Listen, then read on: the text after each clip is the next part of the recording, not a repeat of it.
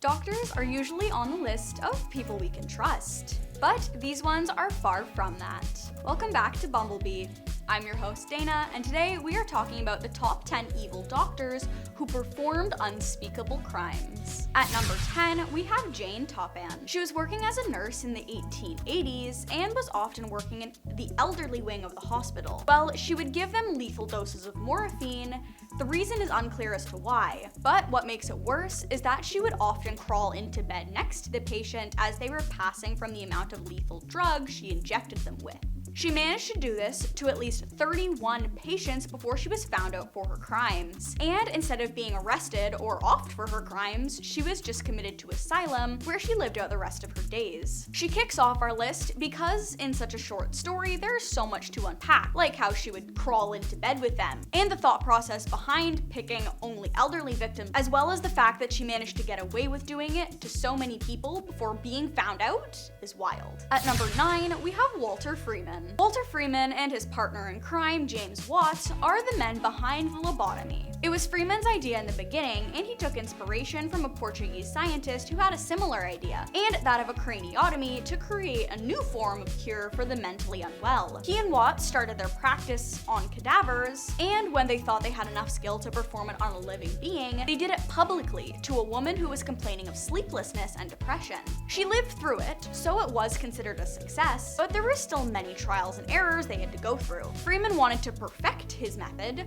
so he started traveling, taking on as many patients as he could across 23 states, performing up to around 20 lobotomies a day on a total of almost 3,500 procedures, causing many fatalities along the way, and was later banned. While he did have good intentions, he couldn't see the danger behind his very invasive procedure. At number 8, we have Linda Hazard. With a last name like Hazard, she really had her work cut out for her, and people should really have been warned. All jokes aside, she was very mentally unwell and convinced people that starvation was a cure-all to any illness. So she owned what people called the Starvation Hotel, where her victims would go and essentially sit in solitude and starve themselves. 40 of her patients passed away from her cure-all, and she was arrested and charged with a couple of different things. She served 2 years in prison, and in 1938, she herself passed away of her own method, because she figured that starvation would be the best answer since she recommended it to so many people. So as awful as her crimes were, what she put out came back to her full force. At number 7, we have Marcel PE. He was a French physician who was later deemed to be a serial people ender who had a 60-person body count, but it began way further back than that. As a kid, he was expelled from several different schools due to his abnormal behavior, and at the age of 17, he was arrested for mail fraud, but was deemed too mentally unwell to take the stand. He joined the army and was discharged early because of his mental instability, and yet somehow he managed to land an internship with a mental hospital, which caused a lot of controversy because they were using addictive medications and performing some illegal procedures. He himself wasn't actually at the center of any of these allegations, but it's what led to him opening his own clinic. But that's not exactly where the problem started either. Someone reported him to the police for having a very foul stench coming from his home, and having some dark plumes of smoke coming from his chimney that carried the smell across the neighborhood. Well, when the police investigated, they found body parts in his fireplace, which called for his immediate imprisonment. And his head rolled in 1946 because his crimes were deemed too gruesome for him to be left alive. At number 6, we have Shiro Iso. He was a microbiologist and a lieutenant general in the biological warfare unit for the Japanese army in the Second Japanese War. He started his experiments in 1942, some of which included exposing prisoners and civilians to diseases like the plague and anthrax, and even found ways to simulate strokes and heart attacks. So he was basically practicing life-threatening procedures on often unwilling patients. Thousands of them lost their lives to his endeavors. After the Second World War, he was taken into custody by the American Armed Forces, but in a questionable turn of events, he was given immunity in exchange for his medical knowledge. So he would never be allowed to perform medically, but overall was not punished for being the cause of passing to thousands of people. At number 5, we have Harold Shipman. He found an interest in medical practice at a young age and earned his medical degree, but was forced to give up the practice as he was addicted to one of the prescription medications and was forging prescriptions for himself. After this, he moved to Hyde and was once again thriving in general practice. One of the local undertakers noticed a very unsettling pattern though. They noticed that a lot of the clients they had coming in were patients of Shipman's and were all found in similar positions and places. Well, they let the local police know and an investigation was performed, but they didn't find anything against him until an 81-year-old woman was found. What's so odd about this? She made Shipman the main beneficiary of her will. The police believed it was forged because Shipman was at her home and had only been there just hours before. When an examination was done of the woman, they discovered she passed of a morphine overdose just 3 hours prior, which would have been when Shipman was in her home. Another thing the police found suspicious was that he would always try and convince the families of his patients to cremate them, and when questions were raised, he would use an altered document saying it's what they would have wanted. Police also asked about the untimely nature of his appearance when his patients were passing, and he claimed that he received emergency phone calls that were made, but there was no recorded phone calls to prove his case. He was originally convicted for 15 counts of offing people, but that number later jumped to 236. He ended up dangling himself from his jail cell shortly after his conviction because I guess he couldn't live with himself anymore. At number 4, we have John Bodkin Adams. He was a British doctor who was known for being very generous and sympathetic with his patients,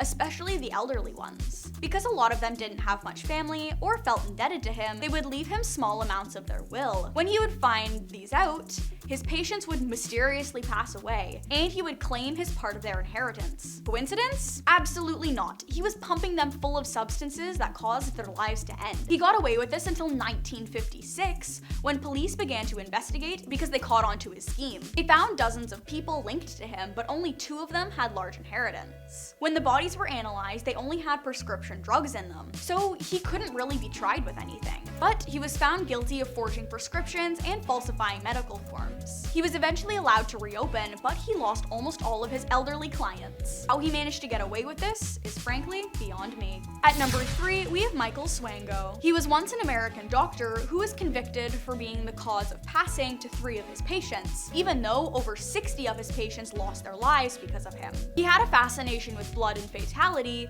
which was reflected in his medical career. He had an internship at the Ohio State University, but the other nurses working there observed the patients mysteriously passing away that were his. And after the investigation, they established that he was in fact the problem and he was expelled. After this, he moved to Illinois, where he had poisoned his colleagues. He was caught once again and sentenced. After he was released, he forged illegal documents to move to Zimbabwe, where he once again became a doctor and started offing his patients once again. Of course, he was found out and was on the lam for a while until he was caught in 1997 and given a life sentence. As terrible as it is, he was seriously determined, and that's what's even scarier. At number 2, we have Janine Jones. She was a vocational nurse in the 70s and 80s, and while she was working in Texas, she was the cause of between 11 and 46 heart attacks in infants. You may be thinking, how could one do such a thing? Well, she was injecting them with different types of drugs that would cause their little hearts to go into overdrive and stop. There were 11 confirmed and up to 46 suspected, which is far too much. She was discovered for her crimes and was sentenced to 99 years in prison, which she fulfilled and was eligible for release in 2018 because of overcrowding. But prosecutors went out of their way to find older charges on her name to keep her locked up. The fact that she was heartless enough to go out of her way to stop the new generation of life is crushing, and we're thankful that she is still locked up. And last but not least, at number 1, we have H.H. Holmes. He was a medical student who was dubbed as America's first serial life ender. He did briefly practice as a doctor in Pennsylvania, but in 1893, at the Chicago World Fair, keep that date in mind, he took the lives of somewhere between 9 and 27 people. I'm sorry, but those are 2 very different numbers, and the fact that they couldn't confirm most of them is highly concerning as well. He managed to get away with these because he had a designated room in his house that he used to make the process easier, and he would use what he knew in medical practice to successfully dispose of the remains. In the time he was performing medicine medicine, he racked in around 200 victims, getting away with almost all of them. But he was found out for his crimes, and he was strung up for his crimes in 1996. That's 3 years after he started working in Chicago. 200 victims in 3 years means that he had a victim every 5.5 days. And that is why he places #1 on the list. And that has been our list for today. If you enjoyed the video, you should leave a like or a comment down below. And if you're looking for more historical content like this, you should subscribe to the channel. I've been your host, Dayna, and thank you for tuning in to Bumblebee.